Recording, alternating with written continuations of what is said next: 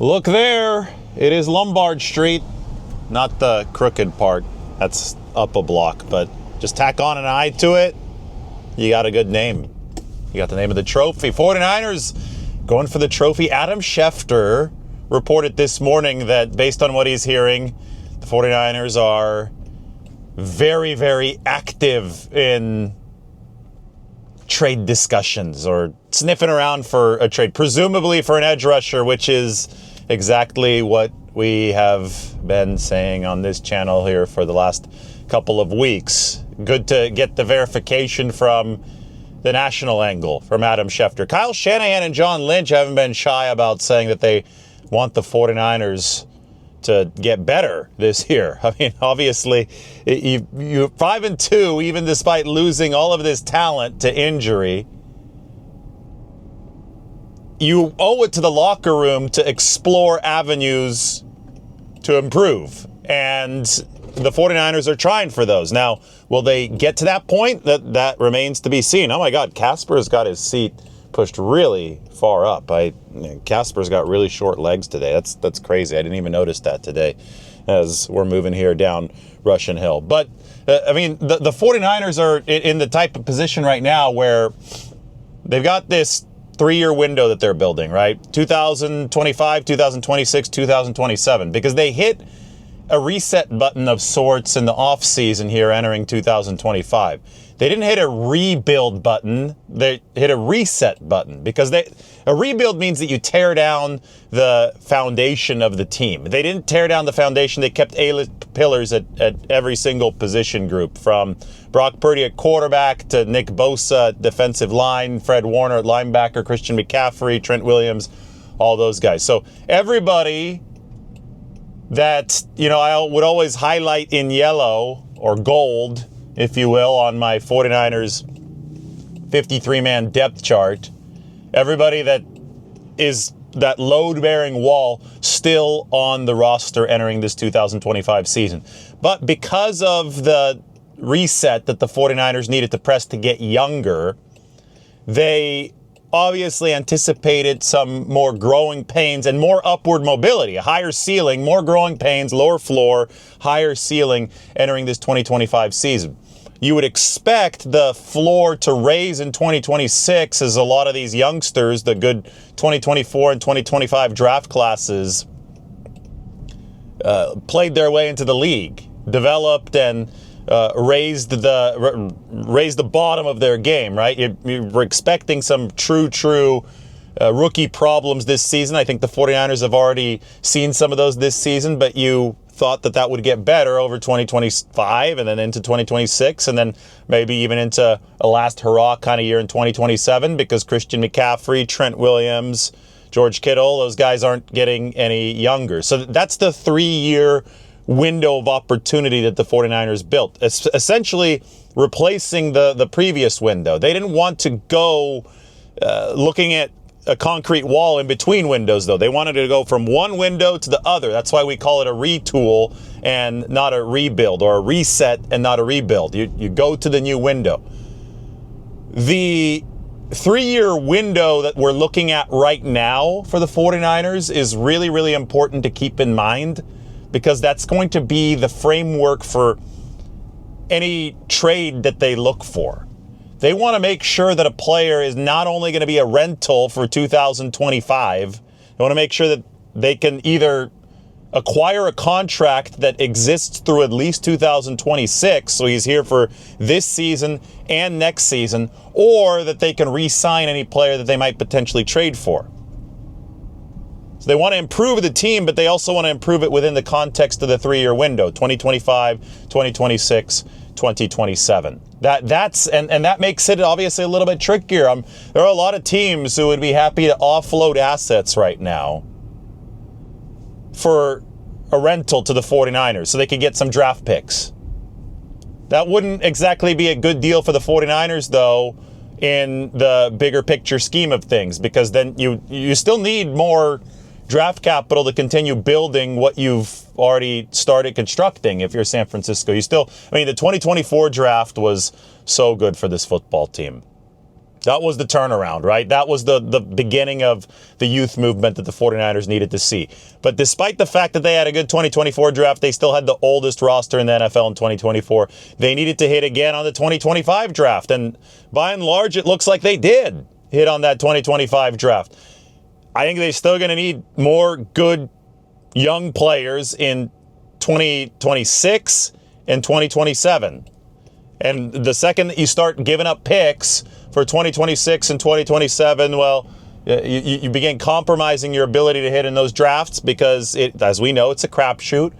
We know that you've got multiple darts to throw up against the wall. Some of the darts that you fire from close range are going to miss. Some of the darts that you fire from further back are going to hit.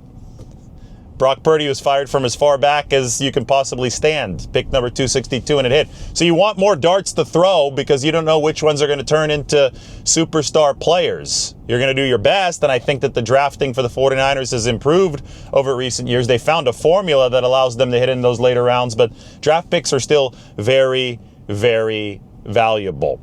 So if you're going to send draft picks away for a player, if he's only around for 2025, and then you don't get the 4 years of team control of somebody that you might have drafted in 2026, it turns into a rather dubious proposition. The trade market can be expensive in this way. So that's why the 49ers want to make sure that they're bridging the gap between 2025 and 2026. Now, there might come a point in this entire process, and I don't know exactly where it is, but I think that the 49ers might be flirting with it, because you don't normally see a team this injured with this record, right?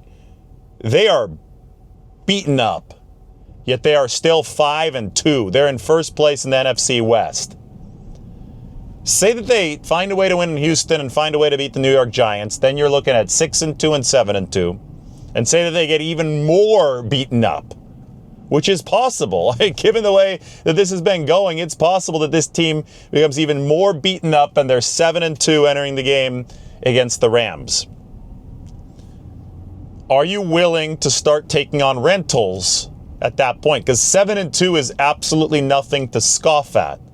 Would you be willing to bend a little bit of the standards that you're looking for as far as under contract for beyond this season or extendable beyond this season? Would a situation anywhere be acute enough to shoulder a rental type of acquisition? And, realities evolve in these situations, and the trade deadline is less than 2 weeks away. It's after the Giants game, before the Rams game. All we know is that edge rusher is typically the most plug-and-play position. You can grab an edge rusher and tell him to rush the passer, and yes, there are schematics everywhere, but versus a middle linebacker, versus a receiver, a cornerback, I think edge rusher is the one that absolutely can just pin its ears back and go for the quarterback, at least on a handful of snaps per game. That's somebody you could plug and play into the lineup, and they can help you out right away. And that just so happens to be the position where the 49ers seem to be in the biggest need right now. And they keep on insisting that this Bryce Huff thing is a two-game hamstring injury. But the way that it currently stands for the 49ers at edge rusher, it's really, really bad. Right? No Bosa, no Huff, no Yetur Gross-Matos. I mean, the most valuable acquisition for San Francisco this season, it seems to have been Robert Saleh, because he's the guy that's able to patch this defense together with such limited resources. But at a certain point, Alex Honnold is the guy that does all the crazy free soloing. He climbs up El Capitan and different rock faces without a rope. No real safety equipment for Alex Honnold. And in the movie about him, in Free Solo, it's called. It's an awesome movie that you could go check out. National Geographic produced it. One of his friends says, if you're trying to find the edge, eventually you're going to fall off the edge. Like, it's one of those things where, yeah, you can be pushing the limit, but the limit exists, and the limit's going to be there somewhere. At some point, you could be operating without edge rushers A or B list edge rushers, and Robert Saleh can be helping you get through that. But at some point, it's even too much for Robert Saleh to overcome.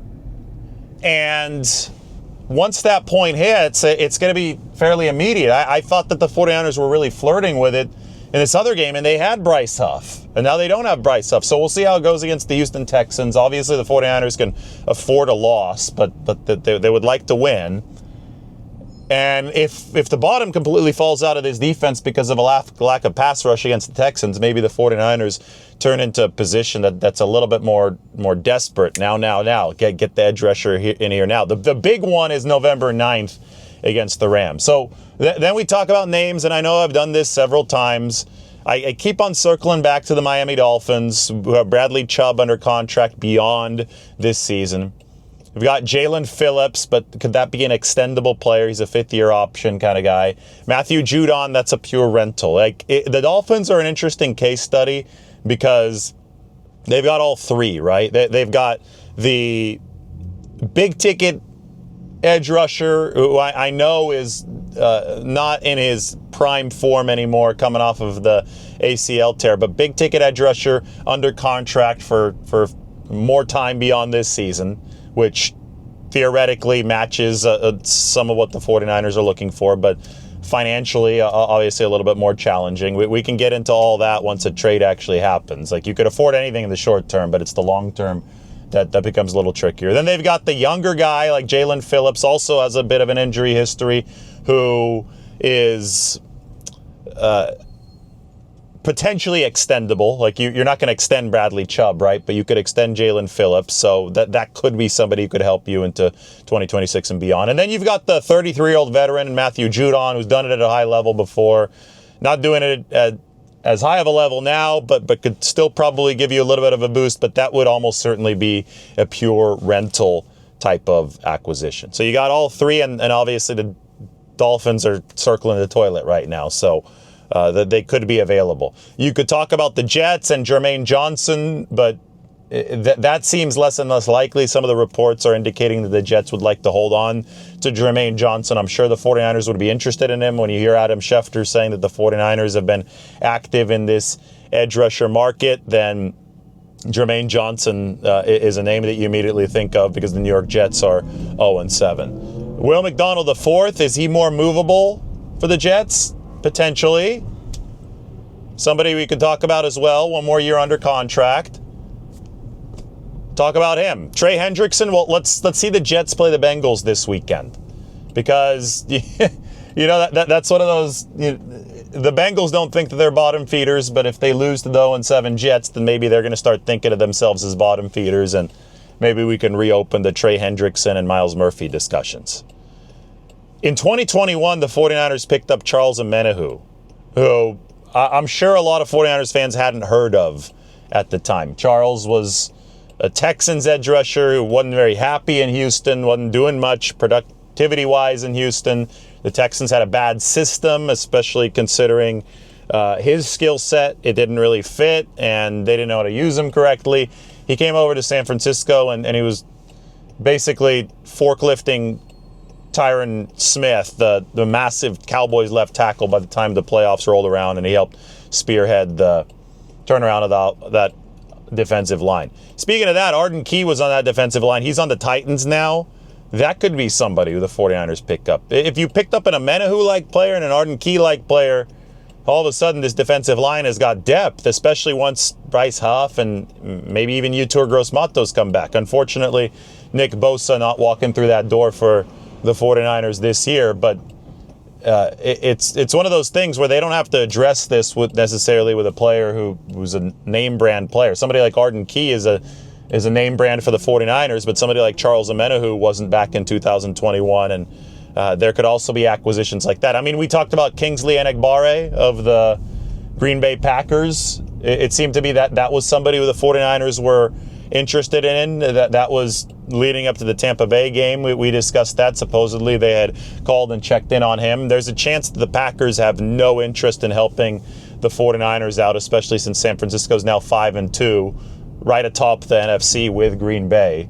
So you almost have to think about that in terms of divisional dynamics. I mean, the Packers and the 49ers in this LaFleur-Shanahan era have fought for NFC supremacy in several seasons. So there's a chance that's totally out of the picture, but still worth. I would almost compare Enagbare to Charles Omenihu in 2021. Somebody not really some real talent, obviously, not a household name. In the case of Enagbare, he has fallen out of his previous role because they acquired Micah Parsons in Green Bay.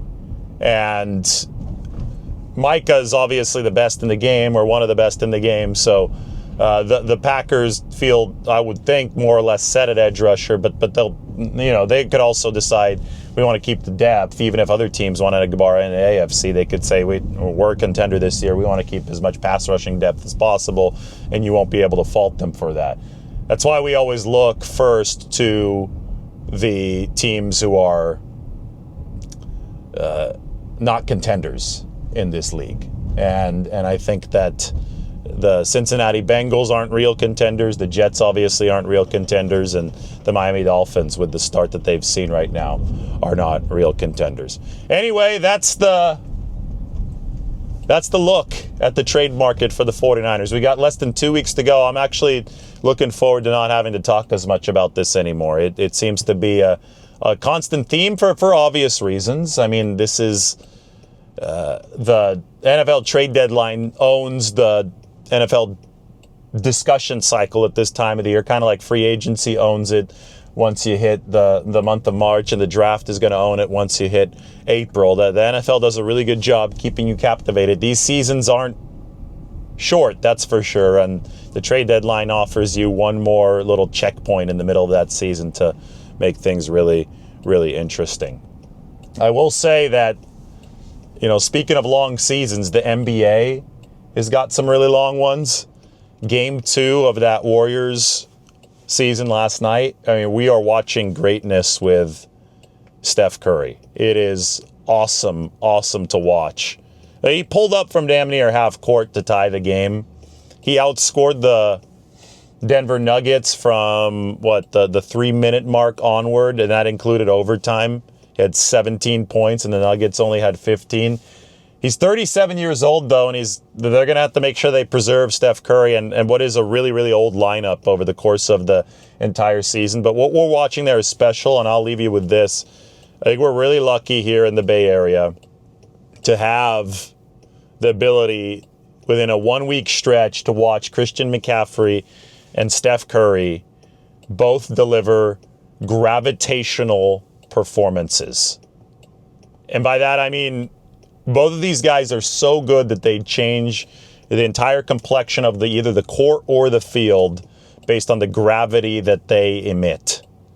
And I've long compared, this goes back to when Steph was young, winning his initial titles, and Christian McCaffrey was in his prime. I have long compared Steph Curry and Christian McCaffrey, and I've thought they've both been Bay Area treasures. Obviously, Christian went off to the Carolina Panthers, but now he's back with the 49ers, and I think it's an awesome comparison to make. Kyle Shanahan has made it before for the 49ers, speaking of the gravity, and we've seen gravitational performances over the course of a 1-week stretch here from both Steph Curry and Christian McCaffrey. So Bay Area is lucky. We've got a lot of good food like Taqueria El Buen Sabor, making the right turn on 18th Street. That place, Anatolian Table, also solid. We've made it now to the Mission, to what's going to be the studio, only for a few more days. But we'll make a show from the studio. We'll talk to you guys soon.